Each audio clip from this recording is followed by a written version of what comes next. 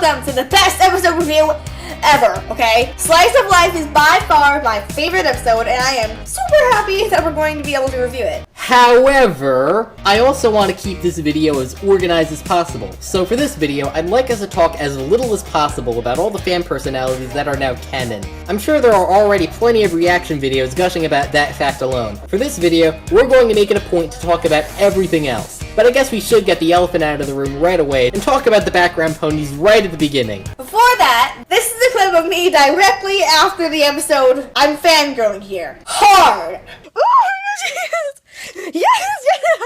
I've always liked the background characters and how the fandom made these perfect little personalities for them. They used these visual clues in their imaginations to make these characters original, and I'm super pumped that all of that hard work is now canon! To me, the background ponies have always been a cute in-joke. They aren't amazing as characters, but they're cute and they're sometimes funny, and occasionally they're fun to think about. And I bring this up because while I'm not against the concept of the episode on principle, I will say that I don't feel like the episode was really made for me specifically. And I feel like you're going to need that context if you're going to understand anything I have to say about the episode, good or bad. For me, they're always amazing characters, and they're always hilarious to think about. Cobalt and I have very different opinions on this episode. So there's going to be a lot of head-on-head battle fighting, like in those old pixely fighting games. Yeah, this is definitely going to be an interesting video, to say the least. So, let's see how this goes. Things may come and things may go. Some go fast and some go slow. Few things last, that's all I know. But friendship carries on through the ages. Oh, carries on.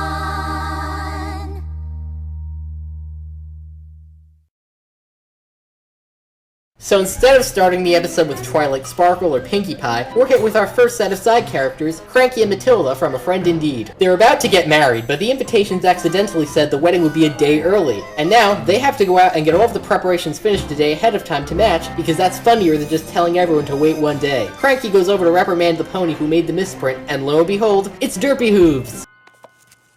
Muffin? Muffin is canon! It was a cute moment, although after seeing it once, the effect kind of wore off. Cobalt had to turn up the television to 40 volume just to drown me out during this episode. I was fangirling the whole time and he could barely hear a thing. That Derpy Hooves, though, I mean, the effect of this never really wore off for me, and I've seen it 3 times and it's still perfection. Derpy is talking about how, in order to get the invitations out on time, she had to hire someone with no prior experience using a printing press. Then we get a rather cute and funny skit with one of Sweetie Belle's classmates. So here's where the doctor, as I'm going to call him, brings Derpy into his laboratory. Supposedly, they're going to travel their time together, but that doesn't happen. I wish. Instead, the doctor completely forgets everything as soon as he's going on and on about anything unimportant, and rushes off to get his suit tailored instead of helping Derpy. And what's with the Great Wickering Stallions thing? Great Wickering Stallions! He shakes his head whenever he says it. Like, what even is with that? Great Stallions! This scene showcases a very typical kind of character interaction. A character portrayed as being really into science shows a character portrayed as being fun-loving and clumsy around a laboratory, and the fun-loving character only pays half attention to the scientist character. I don't find it particularly interesting or funny, mostly because I've seen it before. Even among pony-related things, this isn't new. Remember Double Rainboom? That began exactly like this. I think that the writers of this show could have done a little bit more to make this scene stand out. Personally, I think that since it is a classic setup, they're like trying to pull it directly from wherever it came from, and it makes it even more funny. This is a classic thing that's in most shows. It's kind of writer 101. I feel like this setup on its own has been used enough so that it starts to blur the line between classic and cliché. It's been used enough so that just on its own, it's no longer funny. And what the episode does is just it on its own. Perhaps if they had made the slapstick a little bit goofier, or the dialogue a bit funnier, I wouldn't have minded, but they didn't, so it just feels kinda typical. I'm still not sure if I can agree, but we can't hold this thing up any longer, so let's just move on. We don't want to bore our audience. Oh wait, too late, they're already sleeping. Dr. Hooves goes off to find Rarity, but when he can't open the door to her store, he tries to ask Vinyl Scratch for help. Then, we get another typical joke involving Vinyl not being able to hear Dr. Hooves over her loud music. She sees him make a circle with his hooves and assumes he wants to go to the bowling alley. I liked the loud music joke, because it actually is part of Vinyl's personality. It's that she's always listening to loud music. Or at least she often is, but anyway, let's keep rolling the tape because we do not want to make our audience die in their spots. Dr. Hooves is confused for a moment, but then he spots the suits being worn by the three ponies from... Oh no!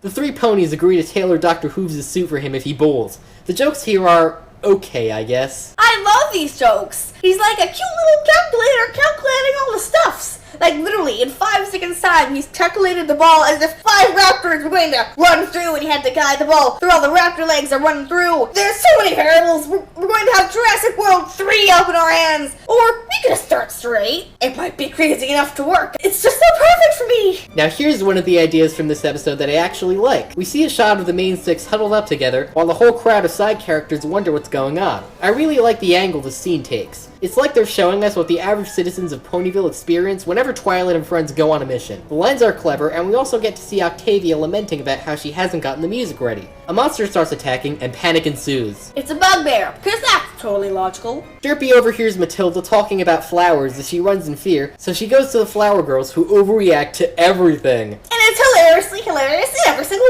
way. Yeah, their reactions are definitely some of the better jokes in the episode. Meanwhile, I think all of the jokes are great. We cut to Lyra and Bon Bon talking with each other, and they're really trying to shove it in our faces what good friends these two are. Shit, almost confirmed. It's basically confirmed. It's close enough. Still, I do like how, when the monster is brought up, they treat it like the most mundane, normal thing ever. Because it basically is. Every other day, they have a monster attacking Ponyville. It's basically the norm now. But when Bon Bon hears about the fact that it's a bugbear, she's forced to reveal her actual identity as Secret Agent Sweetie Drops, a top-secret monster catcher who lost her reputation after the bugbear she caught broke loose from Tartarus. So that was what the empty cage was for in Tartarus. It's Sweetie Drops. Special Agent Sweetie Drops. Derpy bursts in on Dr. Hooves' bowling game and says that she's going to use his flameless fireworks for the wedding. But he doesn't like the idea because the fireworks could go off at any moment. I love the little J he does when he's trying to go up and roll the ball. It's like he's doing the Cotton Eye Joe.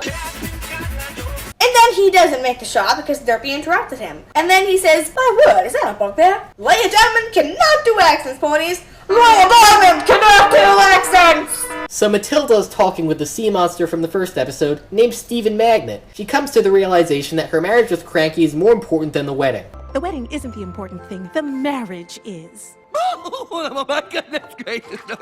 If you believe that, I have got a bridge to sell you. All these ponies traveling to Ponyville, putting on uncomfortable clothes, sitting through a long ceremony. You think any of them care about the marriage? No. The wedding is everything. Yeah, Steven, you're making her feel so cool and calm and collected right now. This scene is weird. I admit, this scene is kind of weird too, but funny all the same. I feel like it could have been funny if it had more build-up than it did. Well, time management. They only have so much time for a half-hour episode. That does bring up a good point, though. One thing you've probably noticed is that the story to this episode is barely there. Instead, it's more focused on showcasing a lot of short comedy skits all centered around a common theme. And while that isn't a bad format, it does mean that how much you like the episode is directly proportional to how funny you think it is. So far, I'm finding this episode funny, sometimes. There are some good skits, but also some skits that I found to be kind of dull. I like how they kind of pieced it together into a bunch of stories at once. I thought it was kind of like an improv show, and since I like acting, it's kind of in my territory. I enjoyed these skits a lot. Then, the episode takes a break from both telling a story and telling jokes to have this extended montage of Vinyl and Octavia jamming together.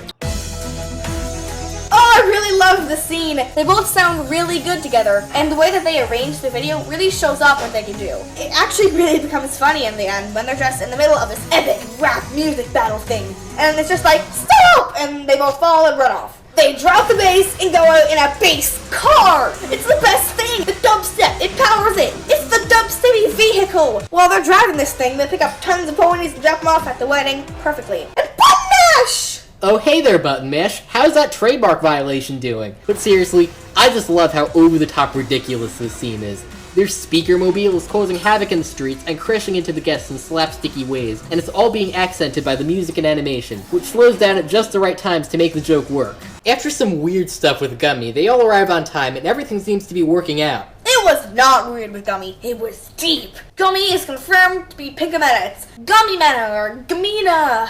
So apparently, the princesses forgot to bring their gift. Real classy, girls. And from there, we see everything lay out according to plan. In a cute little scene with Derpy and the doctor, and a scarf, and Alonzi, oh my heart! And then we have Derpy slamming the door on the main six. Good job! And then the ceremony begins. The mayor gives a nice, sweet speech talking about how it's not just the main characters in the story that matter, but everyone who plays a part. And the episode ends with Cranky and Matilda getting married, with True Love Spark making the fireworks go off. The doctor and Rose were just like, literally! It actually ends with the main six hugging, but that's a bit too detailed for us. Anyway, I would give this episode a 5 out of 5. Me being a fangirl, of course I adored this episode, because finally, everything is everything. But I also like this episode because of the quality and amount of attention they put towards the personalities of everything. It's definitely a lot like how the fans interpreted it. But I'll pass it off to Cobalt for a 5-paragraph essay on why he loves it, or hates it. Or finds it average. Yeah, this is kind of a weird one to talk about. I think I like the idea of this episode a bit more than the episode itself. Don't get me wrong, there were some funny bits in here, like the scene with the dubstep mobile and some of the references to the monster, but there were also some moments where I found it to be a bit dull. That's the vibe I got from the whole bowling alley skit and the sequences inside the spa. Because there isn't a big story moving this episode forward, what's supposed to hold your attention is the comedy. And during some of these scenes, I lost interest in the comedy, and so the momentum of the episode was hurt because of it. There were a few places where I felt like the humor died down, and during those times, I was pretty bored. But it's not all bad. I'd give this a solid 3 out of 5. It did some things right, but it also did some things in a way that, for me at least, wasn't very interesting. Well, there you have it, folks. A 5-paragraph essay as promised. We hope to see you in the next episode. Out on Z, Cobalt! Adios, guys!